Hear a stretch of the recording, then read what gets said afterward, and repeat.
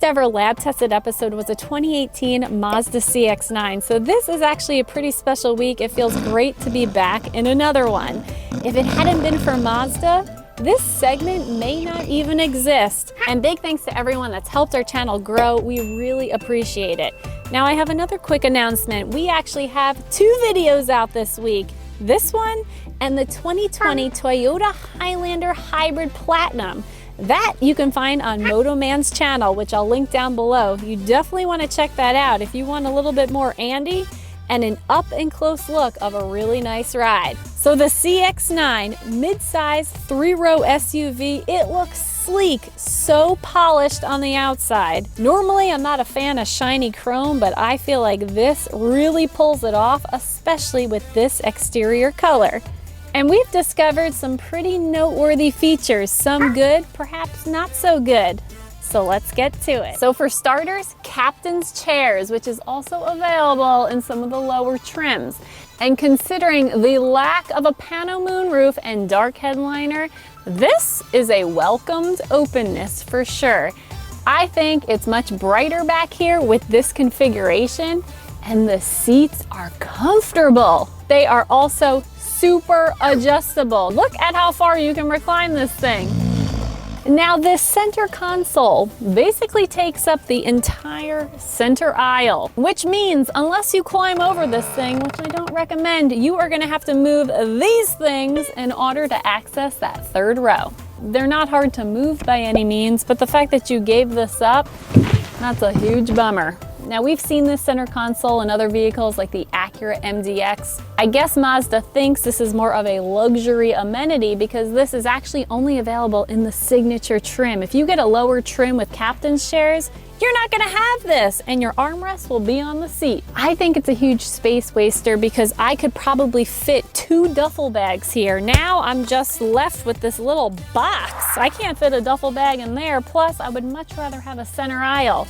And this plastic down here, it is already so scratched, which is honestly really frustrating for a top-of-the-line trim. I just feel like auto manufacturers need to stop using this shiny plastic black trim. It just does not hold up. But at least these seats are heated. Check that out. Now look at this. Do you see something unique with the back of this seat? It's covered in leather. Normally it's a felt-like material, which means dirt, dog hair is not gonna stick to this thing. Your kid spills their milk, ketchup on the seat. You're not gonna have to deal with nasty smells in here.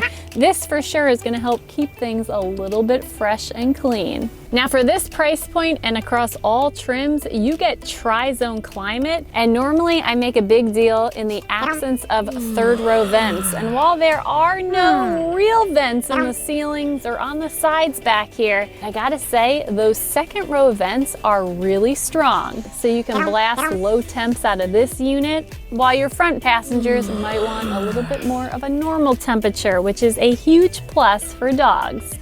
Yes, they even put vents under these second row seats, so sitting here right now, I can really feel it.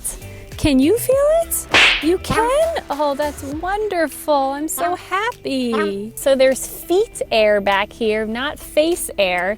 And even though I'm not a fan of this console, I do feel like they missed out on a big opportunity to put 2 vents right here. Don't need controls, but that would be a huge game changer. Think about it, it would be right here blowing air into her face. But I gotta say, this third row, which accommodates 2, is not that crammed. Actually, I'm pretty comfortable.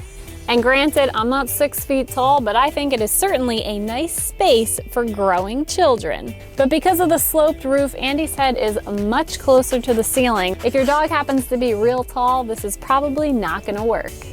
Now there are some gaps in the back right here, even when the seat is pushed all the way back.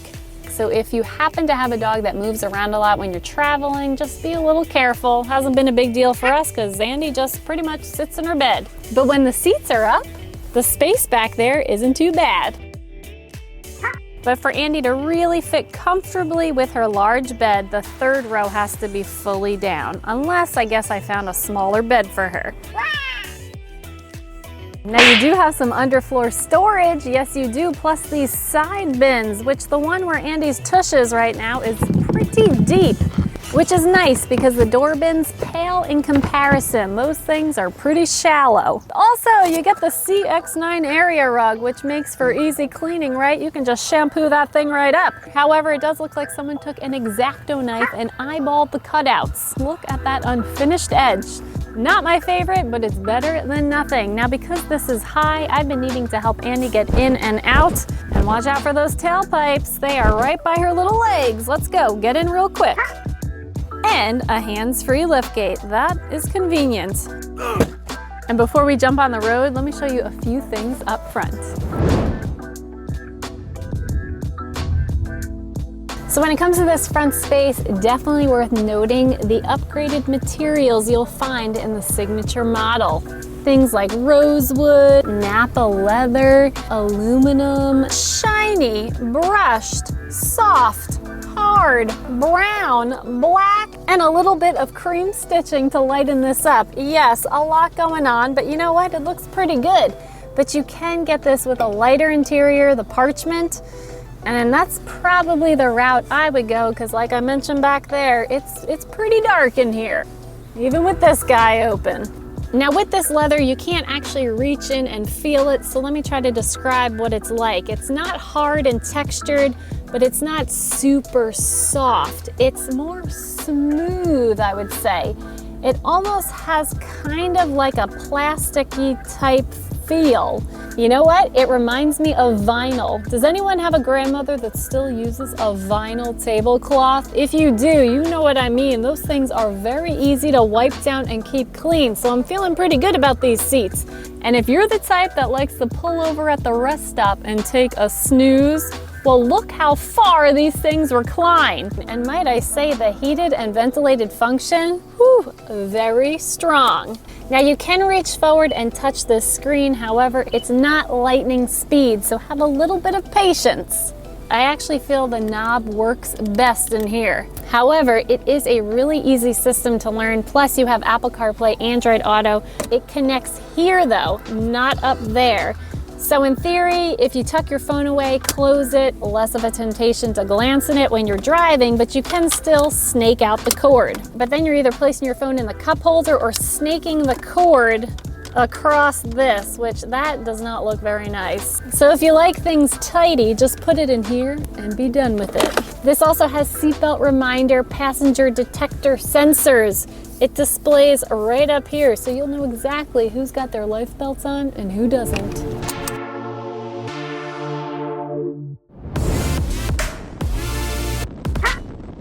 So as you saw earlier, we just finished up with the 2020 Toyota Highlander, also a 3-row SUV.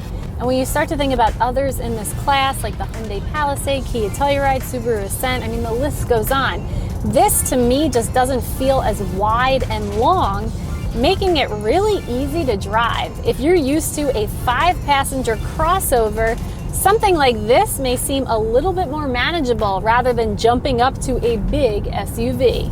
It's pretty much rained all week since we've had this being the first sunny day, so I can attest this actually drives really nice in the rain. Plus the rain sensing wipers, a very nice touch. Now keep in mind, this Signature trim only comes in all-wheel drive. Mazda calls it predictive eye-active all-wheel drive. So that means if you're interested in front-wheel drive, you'll have to pick a different trim level. Now the average CX-9 buyer is probably not as concerned with horsepower and torque, or you've kind of given up to the fact that function is probably going to exceed performance. Now, with that said, if you press on the accelerator, it responds. It's not super fast, but it's also not so wimpy that you're thinking, come on, any day now. It does a pretty good job. I personally like a ride with a little bit more spunkier response. You could put it in sport mode, but I mean, I don't really feel much of a difference at all, so normal has been fine. You can totally pull out in front of someone and have the confidence that they are not going to rear end you. You're going to be good.